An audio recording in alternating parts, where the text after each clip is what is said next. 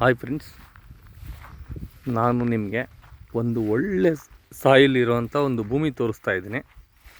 ಇದು ಟಾರ್ ರೋಡಿಂದ 2ನೇ ಜಮೀನು. ನೋಡಿ, ಇಲ್ಲಿ ಟಾರ್ ರೋಡ್ ಬರುತ್ತೆ ನಿಮಗೆ. ಈ ಟಾರ್ ರೋಡ್ ಬಂದುಬಿಟ್ಟು ನಮಗೆ ಇಲ್ಲಿಂದ 50 ಮೀಟ್ರ್ ದೂರದಲ್ಲಿ ಬರುತ್ತೆ.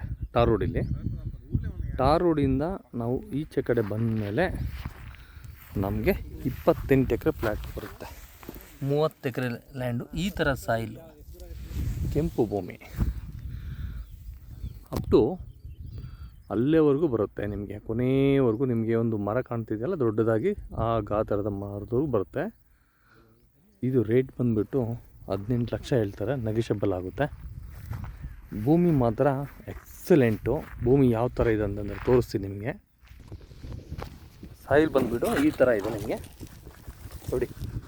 ಇದರಲ್ಲಿ ನಾವು ಹುಡುಕಿದ್ರೂ ಒಂದು ಕಲ್ಲು ಸಿಗೋದಿಲ್ಲ ಇದರಲ್ಲಿ, ಅಷ್ಟು ಚೆನ್ನಾಗಿದೆ ಮಣ್ಣು ಇದರಲ್ಲಿ. ಈ ಸಾಯಿಲು ನಿಮಗೆ ಯಾವುದೇ ಥರ ಒಂದು ಕಲ್ಲಿರಲ್ಲ. ಭೂಮಿ ಮಾತ್ರ ತುಂಬ ಅಂದವಾದಂಥ ಭೂಮಿ. ಇಲ್ಲಿ ವ್ಯೂಸು ಅಷ್ಟು ಚೆನ್ನಾಗಿದೆ ನೋಡಿ. ಇದೇ ರೋಡು ನಿಮಗೆ, ಟಾರ್ ರೋಡು. ವೆಹಿಕಲ್ ಹೋಗ್ತಿದೆ ನೋಡಿ, ಟಾರ್ ರೋಡು. ಇಲ್ಲಿಂದ ಒಂದು 50 ಮೀಟ್ರ್ ಆಗುತ್ತೆ ಅಷ್ಟೇ. ಭೂಮಿ ಮಾತ್ರ ಎಲ್ಲ ಅಚ್ಚುಕಟ್ಟಾಗಿದೆ, ಸಮತಟ್ಟವಾದಂಥ ಭೂಮಿ. ಯಾವುದೇ ಥರ ಇಲ್ಲಿ ಕಲ್ಲು ಬಂಡೆ ಮತ್ತು ಭೂಮಿಯಲ್ಲಿ ಅದೇ ಥರ ನೀರು ಹರಿಯೋದು, ಜೋಪು ಈ ಥರ ಏನೂ ಬರೋದಿಲ್ಲ. ಸಾಯಿಲು ಚೆನ್ನಾಗಿರೋದ್ರಿಂದ ನಾವು ಎಲ್ಲ ಬೆಳೆಗಳು ಇದರಲ್ಲಿ ಬೆಳಿಬೋದು. ಅಗ್ರಿಕಲ್ಚರ್ ವಿಷಯ ಬಂದಮೇಲೆ ಇದರಲ್ಲಿ ತುಂಬ ಚೆನ್ನಾಗಿರುತ್ತೆ. ಇಂಥ ಭೂಮಿಗೆ ಒಂದು ಒಳ್ಳೆ ಇನ್ವೆಸ್ಟ್ಮೆಂಟ್ ಮಾಡಬೇಕಂತಂದರೆ ಒಂದು 28ರಿಂದ 50 ಎಕರೆ, 30 ಎಕರೆ, 40 ಎಕರೆಗೆ ಈ ಥರ ಭೂಮಿಗೆ ಇನ್ವೆಸ್ಟ್ಮೆಂಟ್ ಮಾಡಿದರೆ ಫ್ಯೂಚರಲ್ಲಿ ಅನ್ನದ ಕೊರತೆ ಯಾವತ್ತೂ ಬರೋದಿಲ್ಲ. ಮತ್ತು ಈ ಭೂಮಿನ ನಾವು ಯಾವುದೇ ಥರ ಒಂದು ನರ್ಸರಿ ಮಾಡಬೇಕಂದ್ರೂ ಇಂಥ ಮಣ್ಣನ್ನು ನಾವು ಉಪಯೋಗ ಮಾಡ್ತೀವಿ. ಈ ಮಣ್ಣು ನರ್ಸರಿ ಮಾಡೋದಕ್ಕೆ ತುಂಬ ಯೋಗ್ಯವಾದಂಥ ಮಣ್ಣು, ತುಂಬ ಚೆನ್ನಾಗಿದೆ ಇದು. ಎಲ್ಲನೂ ಇದರಲ್ಲಿ ನೋಡಿ. ಹತ್ತಿರದಲ್ಲಿ ನಮಗೆ ಬಾಳೆ ಬೆಳೆದಿದ್ದಾರೆ ರೈತರು. ಒಂದು 30 ಎಕರೆ ಬಾಳೆ ಬೆಳೆದಿದ್ದಾರೆ. ತೋರಿಸ್ತೀನಿ ನಿಮಗೆ ಎಷ್ಟು ಕ್ಲಿಯರಿಟಿ, ಎಷ್ಟು ಚೆನ್ನಾಗಿದೆ ನೋಡಿ.